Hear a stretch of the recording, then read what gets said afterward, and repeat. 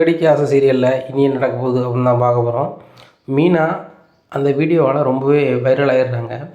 இதை பார்த்த ரோகிணிக்கு ரொம்பவே கடுப்பு.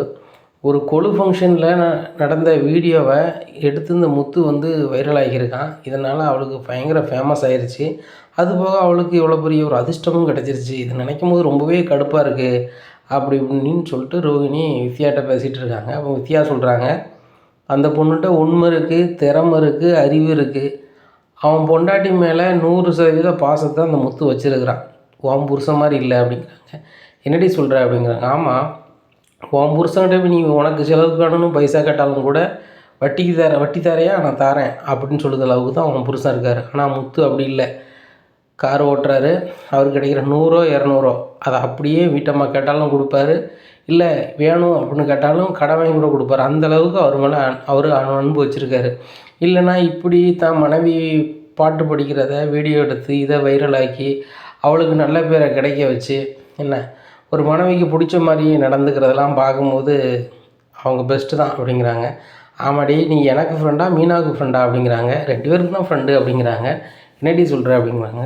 ஆமாம், நீ அன்றைக்கி வந்து மீனாவை வந்து வீட்டுக்கு கூடாத, எப்படியாவது திசை திருப்பி அங்கே வச்சிரு உங்ககிட்ட அப்படின்னு சொன்னேன். அன்றைக்கி நான் கூப்பிட்டு நான் மாலை கட்டணும், நான் ஒரு போட்டியில் கலந்துக்கிறேன் அப்படின்னு சொல்லிட்டு கூப்பிட்டேன். அவங்க எந்தவித எதிர்பார்ப்பும் இல்லாமல் சொல்லிக் கொடுக்க வந்தாங்க, சொல்லி கொடுத்தாங்க. அதுபோக பிரதிபலனை அவங்க எதுவுமே எதிர்பார்க்கல. அதிலே தெரியலையே அந்த பிள்ளை மனசு விட்ரு, இன்னுமே அவங்கள போட்டு போராடிட்டு இருக்க அப்படிங்க. ஓ, அவங்க மேலே உனக்கு பாசம், அப்போ அந்த முத்து வீடியோவை நீ எடுத்துட மாட்டேன் அப்படிங்கிறாங்க. அதே யார்ட்டி சொன்னாங்க, உனக்கு எடுத்தாருன்னு சொல்லியிருக்கேன், எடுத்தாரேன் அப்படிங்கிறாங்க.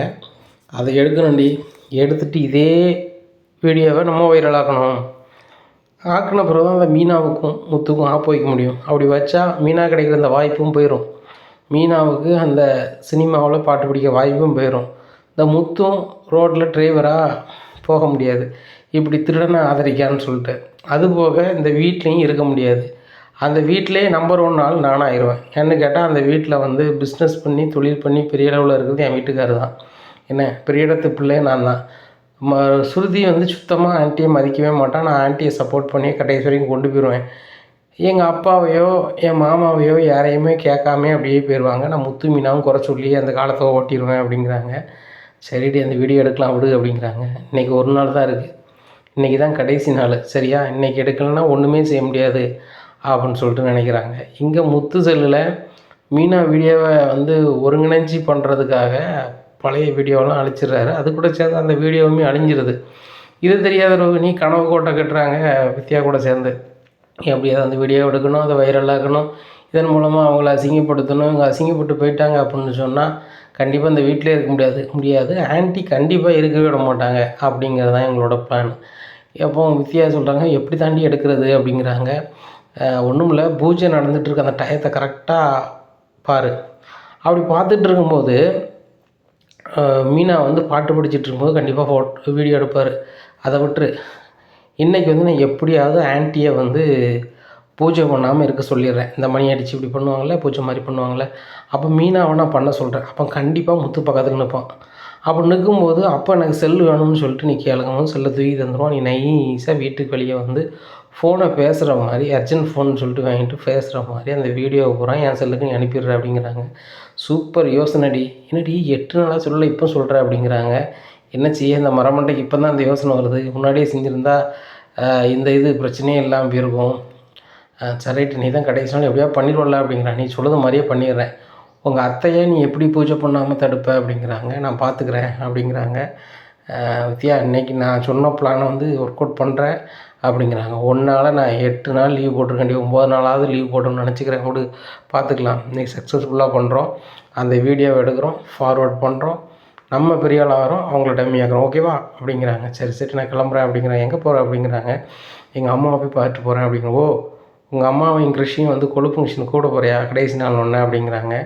ஆமாடி, அதுக்கு கூப்பிட்டு போனோம் அப்படின்னா ஃபங்க்ஷன் வந்து என் தலையில் தான் இருக்கும், என்னை வச்சே பண்ணிடுவாங்க கொழுவா அப்படிங்கிறாங்க. சரி விடு பார்த்துக்கலாம் அப்படிங்கிறாங்க. சரி, கிருஷை பார்க்க நீ 1 வாரம் போலையே ஒன்றும் சொல்ல மாட்டானா அப்படிங்கிறாங்க. என்ன அளவு தான் செய்வான், என்ன செய்ய, நான் தினம் வரேன், அவங்கள வந்து பார்த்துக்கிறேன்னு சொல்லிட்டு தான் அங்கேருந்து கொண்டு வச்சேன். ஆனால் அங்கே போகவே இல்லை, எங்கள் அம்மா தான் வருத்தப்படுவாங்க. சரி எப்படியாவது சமாளிக்கிறேன் அப்படின்னு சொல்லிட்டு நேராக கிருஷ் வீட்டுக்கு போகிறாங்க. அம்மா அப்படிங்கிறாங்க. ஏண்டி இப்போ தான் எங்கள் கண்ணு தெரிஞ்சாடி, கிராமத்தில் இருக்கும்போது தான் வரவே மாட்டேன். சரி ரைட்டு, தூரத்தில் இருக்கா வர முடியல அப்படின்னு சொல்லிட்டு விட்டாச்சு. இங்கே பக்கத்தில் தானே இருக்கோம், நீ வந்து பார்க்கலாம்ல அப்படிங்கிறாங்க. அம்மா நான் இருக்கிற நிலமையில வந்து பார்க்குறது மாதிரியா இருக்குது அப்படிங்கிறாங்க. அப்போ எப்போ தாண்டி பார்க்க போகிற வைக்க போகிற அப்படிங்கிறாங்க. அம்மா வீட்டில் கொலு வச்சுருக்குறாங்க அப்படிங்கிற. என்னடி சொல்கிற, அது நல்லதுடி, வீட்டில் கொலு வச்சா ரொம்ப நல்லது நடக்கும் அப்படிங்கிறாங்க. ஆமாம்மா எல்லோரும் சொல்கிறாங்க, நான் எனக்கு தான் ஒன்றும் நடக்க மாட்டேங்குது அப்படிங்கிறாங்க. உனக்கு என்ன நடக்கணும் அப்படிங்கிறாங்க. அம்மா உனக்கே தெரியும், நான் பல பொய்களை சொல்லி தான் மனோஜை கல்யாணம் முடிச்சிருக்கேன். அப்படி இருக்கும்போது எனக்கு ஏதாவது ஒரு வகையில் வாரிசு ஏதோ வந்துருச்சு அப்படின்னு சொன்னால் மனோஜ் நான் என்ன தப்பு பண்ணாலும் மன்னிச்சிடுவார். கிறிஷ் விஷயத்தையும் சொல்லிடலான்னு பார்க்குறேன், ஒன்றும் நடக்க மாட்டேங்குமா அப்படிங்கிறாங்க. அப்போ நான் வேணா பேசட்டுமா மாப்பிள்ளைட்ட, மாப்பிள்ளை நம்பர் வேணா கூட அப்படிங்கிறாங்க. ஆமாம்மா ஒரு இடவா வாழ்க்கையை முடிச்சு விட்ரு, ரொம்ப சூப்பராகிடும், நான் பார்த்துக்கிறேன், நீ எதுவும் எனக்கு பண்ண வேண்டாமா, நான் பார்த்துக்கிறேன். இப்போ நீ எனக்கு வந்து இப்போ உரி பண்ணால் மட்டும் இரு, நான் அப்படி செலவுக்கு வச்சுக்கோ அப்படிங்கிறாங்க. எதுக்கு நீ செலவு கொடுத்து போகிற, கிறிஷ் வந்தப்பறம் பார்த்துட்டு போ அப்படிங்கிறாங்க. அது வரைக்கும் என்னால் இருக்க முடியாதுமா, 4:30 மணிக்கு எங்கள் வீட்டில் வந்து கொலு ஃபங்க்ஷன் அப்படிங்கிறாடி, அவள் கரெக்டாக வந்து ஒரு 3:30க்கு வந்துடுவாண்டி, வேனில் வந்து இறங்கிடுவான் அப்படிங்கிறாங்க. அப்படியா சொல்கிறேன், சரி ரைட்டு அப்படிங்கிறாங்க. அதனால் உட்காந்துருக்குறாங்க. கிறிஷ் வர நேரம் ஆகுது, வேணும் லேட் ஆகிடுதும்மா, லேட் ஆகிடுச்சுமா நான் கிளம்புறேன் அப்படிங்கிறாங்க. இல்லடி எவ்வளோ நேரம் நீ பார்த்துட்டு தான் போகிற, நீ வந்துட்ட, கொலு ஃபங்க்ஷன் லேட்டாக போய்க்கோ அப்படிங்கிறாங்க. இல்லைம்மா நான் அங்கே போனால் தான் வேறு கதை பண்ண முடியும் அப்படிங்கிறாங்க. சரி ரைட்டு நீ போய்ட்டோ அப்படிங்கிறாங்க. கிறிஷ் வந்துடுறாங்க. இவங்க அம்மா இப்போ தான்டா போகிறா அப்படிங்கிறாங்க. என்ன பாட்டி சொல்கிறீங்க, இப்போ தான் போகிறாங்கன்னு சொல்கிறீங்க, எனக்கு ரொம்ப கஷ்டமாக இருக்குது. எங்கள் அம்மாவை பார்க்காம நம்ம ஊரில் இருக்கும்போது அம்மா வரமாட்டாங்க, சரி நீங்கள் தான் தூரமாக இருக்கீங்க, தூரமாக இருக்காங்கன்னு நீங்கள் சொல்லுவீங்க, நாங்கள் கேட்டுக்கிட்டேன். ஆனால் இப்போ கூட அம்மா வந்து எனக்காக இருக்க மாட்டாங்களா அப்படின்னு சொல்லிட்டு அழுகிறாங்க. அழாத கிறிஷ் அழாத, உனக்கு வந்து உங்கள் அம்மா வந்து என்னெல்லாம் வாங்கிட்டு வந்திருக்கா பாரு அப்படிங்கிறாங்க. எனக்கு தான் வாங்கிட்டு வந்தாங்களா எங்கள் அம்மா, சரி இன்னொரு நாள் எங்கள் அம்மா வருவாங்களா அப்படின்னு கேட்குறாங்க. கண்டிப்பாக அவங்க அம்மா வரும், நீ பார்க்க நாளைக்குன்னு அப்படிங்கிறாங்க. சரி பாட்டி அப்படின்னு சொல்லிட்டு பேக் இறக்கி வச்சுட்டு சந்தோஷமாக விளையாடுறாரு. இப்படியா இருக்குது ரோஹிணி அவசர அவசரமாக ஆட்டோ பிடிச்சி போகிறாங்க. அங்கே பூஜைக்கு எல்லா ஏற்பாடுகளையும் மீனா பண்ணி வச்சுருக்குறாங்க. நேராக விஜயா ரூம் போகிறாங்க. ஆண்டி அப்படிங்கிறாங்க. என்ன அப்படிங்கிறாங்க. இன்றைக்கி நீங்கள் பூஜை பண்ணக்கூடாது அப்படிங்கிறாங்க. அம்மா இன்றைக்கி தானம்மா ஃபைனல், நான் தானே பண்ணணும் அப்படிங்கிறாங்க. இல்லை ஆண்டி, அந்த கொலு ஃபங்க்ஷனில் வந்து கடைசியாக பூஜை பண்ணுறவங்களுக்கு வந்து ஏதாவது ஒன்று அசம்பாவிதம் நடக்குனாலும் என் ஃப்ரெண்டு ஊற்றி சொன்னா அப்படி. என்னம்மா சொல்கிற அப்படிங்கிறாங்க. அப்படிலாம் ஒன்றும் இல்லைம்மா, அதை வச்சு நன்மைன்னு தானே சொல்லுவாங்க அப்படிங்கிறாங்க. என்ன நன்மை தான் ஆண்டி, உங்களோட வயசு குறைஞ்சவங்க பூஜை வைக்கணும், நீங்கள் 8 நாள் வச்சிட்டிங்களா போதுமானது, 9வது நாள் உங்களோட வயசில் குறைஞ்சவங்க வைக்கணும் அப்படிங்கிறாங்க. ஓ அப்படி சொல்லுவாரையோ, சரி சரி சரி சரி அப்போ நீ வைமா அப்படிங்கிறாங்க. இல்லை ஆண்டி எனக்கு தான் அதை பற்றி தெரியாதா அப்படிங்கிறாங்க. இல்லைம்மா நீனும் சூதியை தான் வைக்கணும், அப்படின்னா தான் இந்த வீட்டுக்கு ஒரு கௌரவம். இந்த விஜயா வீட்டில் கொழு நடக்கு, அவன் மருமக்குமார் வச்சா தான் நல்லாயிருக்கும் அப்படிங்கிறாங்க. ஆண்டி நீங்கள் சொல்லுது என்னமோ சரிதான், ஆனால் எனக்கு வைக்க தெரியாதா அப்படிங்கிறாங்க. நீ வைமா நான் சொல்லித்தரேன் அப்படிங்கிறாங்க. இல்லை ஆண்டி மீனாவே வைக்கட்டும் அப்படிங்கிறாங்க. மீனாவுக்கு ஏமா நீ சப்போர்ட் பண்ணுற, ஏற்கனவே அவள் பாட்டு படித்து பெரிய ஆளாயிட்டான்னு சொல்லி பந்தா பண்ணிகிட்ருக்கா, அவள் வந்து பூஜை வச்சானா சுத்தமாக மரியாதை இல்லாமல் போயிடும். இல்லைம்மா நானே வச்சுக்கிறேன் அப்படிங்கிறாங்க. இல்லை ஆண்டி நீங்கள் வைக்க வேண்டாம் அப்படிங்கிறாங்க. மீனா தான் வைக்கணும் அப்படிங்கிறாங்க. இல்லை நீ வச்சா வை, இல்லை நான் வைக்கிறேன் அப்படின்னு சொல்லிட்டு விஜயா கிளம்பிடுறாங்க. என்ன செய்யணும் ஒன்றும் தெரியலையே அப்படின்னு சொல்லிட்டு முழிக்காங்க. அப்போ தான் ரோஹிணி பின்னாடியே போகிறாங்க. சரி ரைட்டு இது இப்படி தான் பண்ணணும், மீனாக்கிட்ட வந்து நம்ம எப்படி பேசிடுவோம், ஆன்ட்டிகிட்ட போய் எப்படி பேசிடுவோம்னு சொல்லிட்டு மீனாட்ட போகிறாங்க. மீனா இன்றைக்கி ஆன்ட்டி வந்து பூஜை பண்ணல, நீங்கள் தான் பண்ணணும் அப்படிங்கிறாங்க. இல்லையே அத்தை தான் பண்ணுதுன்னு சொன்னாங்க அப்படிங்கிறாங்க. அத்தை என்கிட்ட தான் உங்கள்கிட்ட சொல்ல சொன்னாங்க, வழக்கம் போல் வந்து நான் அந்த மணி அடிக்கிறது, அந்த தீபாரணை கட்டதெல்லாம் வந்து மீனா பண்ணட்டும், பாட்டு படிக்கட்டும், கடைசி நாள் வந்து வீட்டு மருமக அவள் தான் பண்ணணும்னு சொல்லிட்டாங்க அப்படிங்கிறாங்க. அத்தையே இப்படி சொன்னாங்களா ரோகிணி அப்படிங்கிறாங்க. ஆமாம் அப்படிங்கிறாங்க. நேராக மறுபடி விஜயாட்ட போகிறாங்க. அத்தை அப்படிங்கிறாங்க. மொட்டை மாடியில் என்ன செய்கிறீங்க அப்படிங்கிறாங்க. கொஞ்சம் மேக்கப் போட்டிருக்கம்மா, கொஞ்சம் காயட்டும், அதுதான் மாடியில் வந்திருக்கேன், நீ போட்டது தான் அப்படிங்கிறாங்க. ஆண்டி கொஞ்சம் நான் சொல்கிறத கொஞ்சம் கேளுங்க அப்படிங்கிறாங்க. என்னம்மா சொல்லு அப்படிங்கிறாங்க. நானே பூஜை வைக்கிறேன் ஆண்டி அப்படிங்கிறேன். அப்படியாம்மா நீ வச்சா எனக்கு பெருமை தான், ஆனால் அந்த மீனா மட்டும் வச்சிட்டான்னா எல்லா மரியாதையும் அவளுக்கு போன மாதிரி ஆயிரும், அது போக ஓவராக சீன் போடும், அது சரி வராது. அவங்க அம்மாலாம் வந்து எனக்கு கீழே தான் இருந்து பேசுவாங்க, இப்போ எனக்கு சவிக்கு சமமாக சோபாவில் வந்து உட்கார்றது என்ன, சிரிக்கிறது என்ன, வைக்கிறது என்ன. அந்த தங்கச்சி ஒருத்தி படித்து வேலைக்கு போயிட்டாலாம், ஓவர் பந்தா பண்ணிகிட்ருக்காங்க. இதெல்லாம் இந்த கொட்டத்தெல்லாம் அடக்கணும்னா நம்ம தான்மா பூஜை வைக்கணும் அப்படிங்கிறாங்க. சரியான்ட்டி அப்படிங்கிறாங்க. இங்கே பூஜை தொடங்குது. தொடங்கணுன்னா வித்யா வந்துடுறாங்க. வித்யா இன்றைக்கி தாண்டி கடைசி நாள், இப்போ தாண்டி முத்து ஃப்ரீயாக இருப்பான், நான் மீனாவை தான் பூஜை வைக்கிறதுக்கு எல்லாம் செட் பண்ணி வச்சுருக்கேன், மீனா தான் வந்து தீபாரணம்லாம் காட்டுவாங்க, காட்டும் போது எங்கள் ஆண்டி ஒன்றும் செய்ய முடியாது அப்படிங்கிறாங்க. ஏன் உங்கள் அத்தை காட்டலையா அப்படிங்கிறாங்க. இல்லை நான் இப்படி செட் பண்ணால் தானே முத்து பக்கத்தில் நிற்பான் அப்படிங்க. ஓ கரெக்டு தான் அப்படிங்கிறாங்க. உடனே மீனா வந்து சொல்கிறாங்க முத்துக்கிட்ட, எங்கள் அத்தை வந்து என்னைய தான் இன்றைக்கி தீவாரணம் கட்ட சொல்லியிருக்காங்க அப்படிங்கிறாங்க. எங்கள் அம்மாவா? உன்னைய மரியாதை கொடுக்கக்கூடாதுன்னு நினச்சிலாம் செய்யணுமா அப்படிங்கிறாங்க. இல்லை இல்லை ரோஹிணி தான் சொன்னாங்க, ஆன்ட்டி வந்து இன்றைக்கி வந்து உங்களை வந்து தீவாரணம் கட்ட சொல்லியிருக்காங்க அப்படின்னு சொல்லிட்டாங்க அப்படிங்கிறாங்க. சரி ரைட்டு, அதுவும் புண்ணியம் தான் அப்படிங்கிறாங்க. ஏங்க என் பக்கத்தில் நீங்கள் நில்லுங்க அப்படிங்கிறாங்க. சரி சரி மீனா அப்படிங்கிறாங்க. இங்கே சொன்ன மாதிரியே இருக்கிறாங்க. அப்போ வந்து எல்லாமே பாட்டெல்லாம் மீனா படிக்கிறாங்க. படித்து முடிச்சோடனே தீபாரண ரோகிணி தானே காட்டணும் அப்படின்னு சொல்லிட்டு விஜய் அப்படி கண்ணை காமிக்கிறாங்க. போம்மா தீபாரண காட்டு அப்படின்னு சொல்லிட்டு கண்ணை காட்டுறாங்க. சரி ஆண்டின்னு பக்கத்தில் போய் மீனா நீங்கள் பண்ணுங்க அப்படிங்கிறாங்க. குசு குசுன்னு டவார்னு மீனா தீபாரணை காட்டுறாங்க. இதை பார்த்தோன்னே விஜயாவுக்கு சரியான காண்டாவது. என்ன ரோகிணி உன்னி தானே தீபாரணை காட்ட சொன்னேன், அவளையும் காட்ட சொல்கிறேன் அப்படிங்கிறாங்க. ஆண்டி எனக்கு பண்ண தெரியாது, அது மீனானா சூப்பராக பண்ணிடுவாங்க அப்படி இப்படின்ட்டு இருக்காங்க. என்னம்மா நீ இந்த வீட்டுக்கு உள்ள மரியாதையை நீ கெடுத்துட்டியம்மா அப்படி அப்படின்னு சொல்லி உழம்பிக்கிட்டு இருக்காங்க. உடனே விஜயா அவளை சாமி கும்பிடு அப்படிங்கிறாங்க. சாமி கும்பிட்றாங்க. இங்கே ரோகிணி வந்து வித்யாவை கண்ணை காமிக்கிறாங்க. முத்து செல்ல கீழே அப்படின்னு சொல்லிட்டு முத்து அப்படிங்கிறாங்க. என்ன அப்படிங்கிறாங்க, செல்லை கொஞ்சம் கொடுங்களேன் அப்படிங்கிறாங்க. என்ன அப்படிங்க அப்படிங்கிறாங்க. உடனே முத்துக்கு ஒரு கால் வருது. உடனே முத்து கண்ணை முடிச்சுக்கிட்டு வித்யா கொண்டாங்க அப்படின்னு சொல்லிட்டு ஃபோன் ஹலோ அப்படிங்கிறாங்க. டேய் நான் வீட்டு வெளியே தான்டா இருக்கோம் அப்படிங்க, உள்ளே வாடா அப்படிங்கிறாங்க. சரி சரி சரி அப்படின்னு சொல்லிட்டு ஃபோனை வைக்கிறாங்க. முத்து பூஜை பக்கத்தில் மீனா பக்கத்தில் நிற்கிறாங்க. இந்தாங்க வித்யா ஃபோன் அப்படிங்கிறாங்க. வித்யாவுக்கு பயங்கர சந்தோஷம். சரி ரைட்டு முத்து செல் நம்ம கைக்கு வந்துருச்சு அப்படின்னு சொல்லிட்டு ரோகிணியை பார்த்து கண்ணை காமிக்கிறாங்க. ரோகிணி செல் வந்துருச்சு அப்படிங்கிறாங்க. முதல்ல அந்த வீடியோவை எனக்கு அனுப்பு அப்படின்னு சொல்லி சிக்னல் காட்டுதாங்க. சரி சரி அப்படின்னு சொல்லிட்டு வீட்டுக்கு வெளியே போய் வாசல் நின்றுக்கிட்டு செல்லில் வீடியோ தேடுறாங்க. வீடியோவே இல்லை. உடனே ரோகிணி வீடியோ இல்லை அப்படின்னு சொல்லிட்டு இங்கேருந்து கையை காமிக்கிறோம். அதாவது தான் இருக்குது நோண்டி பாரு அப்படிங்கிறாங்க. இன்னும் வீடியோவே இல்லை. உடனே ரோகிணியும் பையன் பக்கத்தில் வராங்க. ஏய் வித்யா என்னடி இவனு வீடியோ அனுப்ப சொன்னால் என்ன விளாண்டுட்டு இருக்கேன் அப்படிங்கிறாங்க. நீனே வேணால் பாருடி அப்படின்னு சொல்லிட்டு பார்க்குறாங்க. செல்லை நோண்டி பார்க்குறாங்க. உள்ளே போய் பார்க்குறாங்க, அங்கே போய் பார்க்குறாங்க, இங்கே போய் பார்க்குறாங்க. அங்கே தான் வீடியோ அழிஞ்சிருக்கேன், எல்லா ஃபோல்டர்லேயுமே அழிஞ்சிருச்சு, ஒன்றுமே இல்லை. இதை பார்த்த ரோகிணி ரொம்பவே ஷாக்காகிறாங்க. அப்போ வீடியோ எங்கடி போச்சு அப்படிங்கிறாங்க. ஏய் நானும் வீடியோ பார்த்தேன்டி அப்படின்னு. நீனும் பார்த்தேன் நானும் பார்த்தேன், இப்போ வீடியோக்காரங்க இப்போ என்ன செய்கிறது அப்படிங்கிறாங்க. என்ன செய்யணும் தெரியலையடி அப்படிங்கிறாங்க. என்ன செய்ய வைப்போம் அப்படின்னு சொல்லிட்டு முடிச்சுட்டு இருக்காங்க. அப்போ ஒத்து வராங்க. என்னம்மா இன்னும் ஃபோன் உனக்கு வேணுமா அப்படிங்கிறாங்க. வேண்டாம் வேண்டாம் அப்படிங்கிறாங்க. ஃபோன் வாங்கினா ஃபோன் பேசுகிற மாதிரி இல்லை அப்படிங்கிறாங்க. இல்லை ஃபோன் பண்ணதுக்குள்ளே நீங்கள் வந்துட்டீங்க அப்படிங்கிறாங்க. சரி அப்போ ஃபோன் பண்ணிட்டு தான் நான் வாங்கிக்கிறேன் அப்படிங்கிறாங்க. இல்லை இனிமேல் இது யூஸ் ஆகாத வச்சுக்கோங்க அப்படிங்கிறாங்க. ஏன் யூஸ் ஆகாது அதான் நீங்கள் வாயில் பெருசாக வடையை கொண்டு வச்சிட்டிங்களே அப்படிங்கிறாங்க. முத்து சரி உடைய வச்சா சாப்பிடுங்க அப்படின்னு சொல்லிட்டு நேராக பூஜைக்கு போயிடுறாரு. என்னடி இப்படி ஆயிடுச்சு அப்படிங்கிறாங்க வித்யா ரோகிணிகிட்ட.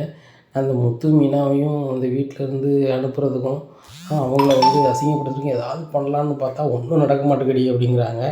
சரி எல்லாத்துக்கும் ஒரு வாய்ப்பு வரும்டி, கொஞ்சம் அமைதியாக இரு அப்படிங்கிறாங்க. இதுக்கு மேலே என்னடி வாய்ப்பு வரணும், அவ்வளோதான்.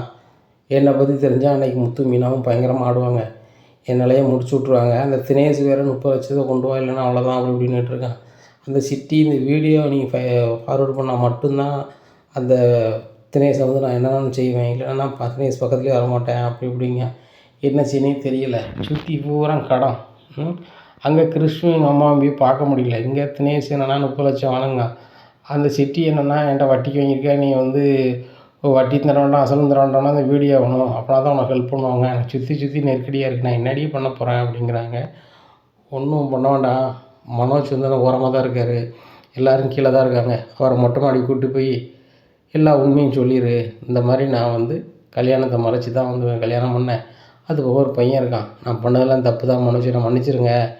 நான் வந்து சாமி கும்பிடும்போது தான் வந்து நான் பண்ண பாவம்லாம் எனக்கு கண்ணுக்கு தெரிஞ்சிச்சு. இனிமேல் வந்து நான் தப்பே செய்ய மாட்டேன், இனிமேல் நான் பண்ணவே மாட்டேன் மனோஜ் அப்படின்னு சொல்லிட்டு காலில் விழுந்துரு. மாடியில் யாருமே இருக்க மாட்டாங்க. சரி ரைட்டு, பூஜை முடிஞ்சிச்சு, நல்ல சிந்தனை வந்திருக்கு போல், இனிமேல் ரோகிணி எந்த தப்பும் செய்ய மாட்டான்னு சொல்லி மன்னிச்சு ஏற்றுப்பார் அப்படிங்கிறாங்க. போடி இது என்ன சினிமாவா? கடைசி கட்டத்தில் வந்து எல்லோரும் நல்லவங்களாக மாதிரி ஏற்றுக்கிறதுக்கு அதுக்கு வாய்ப்பே இல்லடி. என்னை வந்து சேர்த்துக்கவே மாட்டார், அவர் பணக்காரன்னு சொல்லி பணக்காரி நான் அப்படின்னு தெரிஞ்சு மட்டும்தான் வந்து அவர் ரொம்ப சந்தோஷமாக என் கூட வாழ்கிறாரு, இல்லாத போனால் அவன் என் கூட வாழவே மாட்டார் அப்படிங்கிறாங்க. நினச்சிப்பார், இப்படி ஒரு வாழ்க்கை உனக்கு தேவையா? இப்படி ஒரு வாழ்க்கை உனக்கு தேவையா? மனோஜ் வந்து உண்மையிலே பணத்துக்கு ஆசைப்பட்டு தான் உன்னை கட்டியிருக்காரு, உன்கிட்ட பணம் இல்லை. அது போக வந்து கல்யாணம் ஏற்கனவே முடிஞ்சிருக்கு, ஒரு பையன் இருக்கான், அவங்க அம்மாவை சென்னையில் இந்த இடத்துல கொண்டு வாடகைக்கு வச்சுருக்கேன், உன்கிட்ட சொந்த பார்லரும் இல்லை, பார்லரில் வேலை பார்த்துட்ருக்கேன், இங்கே வந்து சொந்தமாக பார்லர் வச்சுருக்கேன், மலேசியாவில் நிறைய சொத்து இருக்குது, உங்கள் அப்பா ஜெயிலில் இருக்கார் அப்படி இப்படின்னு பில்டப் பண்ணியிருக்கேன், எதுவுமே இல்லை, உனக்கு இருக்கிறது குமரிப்பாளையத்தில் இருக்கிற அந்த ஓட்டை வீடு தான். அந்த வீடு மட்டும்தான். அதுவும் ஒத்திக்கி தான் வந்து நீ இருந்ததை நீங்கள் வாங்கி இப்போ வச்சுருக்கீங்க. இதுதான் நடக்கு. என்ன இந்த விஷயம் மனோஜுக்கு தெரிஞ்சால் என்ன நீ வாழ மாட்டார் வைக்க மாட்டார் அப்படின்னு நீ நினைக்க. சரி அதுக்கு மேலே உன் விருப்பம் அப்படி இப்படின்னு பேசிக்கிட்டு இருக்காங்க. இதை வந்து முத்து ஃப்ரெண்டு அப்படியே கேட்டுறாரு. திரும்பி பார்க்காங்க. முத்து ஃப்ரெண்டு செல்வம் இருக்காரு. செல்வத்தை பார்த்தோன்னே ரோகிணிக்கு ஒன்றுமே விடல. ஆகா செல்வம்லாம் இருக்கான், இதை பார்க்காமலாம் பேசிட்டோம். அவன் மாடியிலேருந்து இப்படி வரையில் இப்படி பார்த்துருக்கானே அப்படின்னு சொல்லிட்டு ரொம்பவே முழிக்காங்க. உடனே செல்வம் அவசர அவசரமாக முத்துக்கிட்ட போகிறேன். முத்து மட்டும் கொஞ்சம் தனியாக பேசணும் அப்படிங்கிறாங்க. என்னடா பூஜை முடியட்டுமே அப்படிங்கிறாங்க. இல்லை தனியாக பேசணும் அப்படிங்கிறாடே செல்வம் கொஞ்சம் இரு பூஜைலாம் முடியட்டும் அப்படின்னு சொல்லிட்டு பூஜைலாம் முடிஞ்சு எல்லாருக்கும் பிரசாதம் கொடுக்குறாங்க.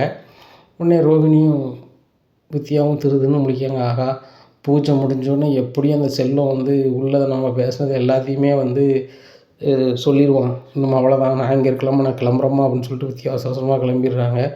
ஆகா நான் வித்தியா வந்து நடந்தது எல்லாமே ஒப்புதல் வாக்குமூலம் கொடுத்த மாதிரி கொடுத்து தொலைச்சிட்டால இந்த லூசு நாயி அதை வேறு செஞ்சுட்டேன் அப்படின்னு சொல்லிட்டு சரி சரி நம்மளும் இந்த வீட்டில் இருந்தால் சரியாக வராது அப்படின்னு சொல்லிட்டு மலன்னு சொல்லிட்டு வெளியே கிளம்புறாங்க. அப்போ மனோஜ் ரோகிணி எங்கே போகிற நெல் அப்படிங்கிறாங்க. உடனே என்ன மனோஜ் அப்படின்னு சொல்லிட்டு ரிட்டன் வராங்க. உடனே முத்து செல்வத்துக்கு கேட்குற என்னமோ சொல்லுன்னு சொன்னேன் என்ன அப்படிங்கிறாங்க. முத்து கொஞ்சம் தனியாக தான் பேசணும் வா மொட்டை மாடியில் போய் பேசிக்கலாம் அப்படின்னு சொல்லிட்டு மொட்டை மாடியில் கூட்டு போய் நடந்ததை சொல்கிறாங்க. இதை கேட்டால் முத்து ரொம்பவே ஷாக்காகிறாரு. இனி நடக்கும் அப்படிங்கிறத பொறுத்து வந்து பார்க்கலாம்.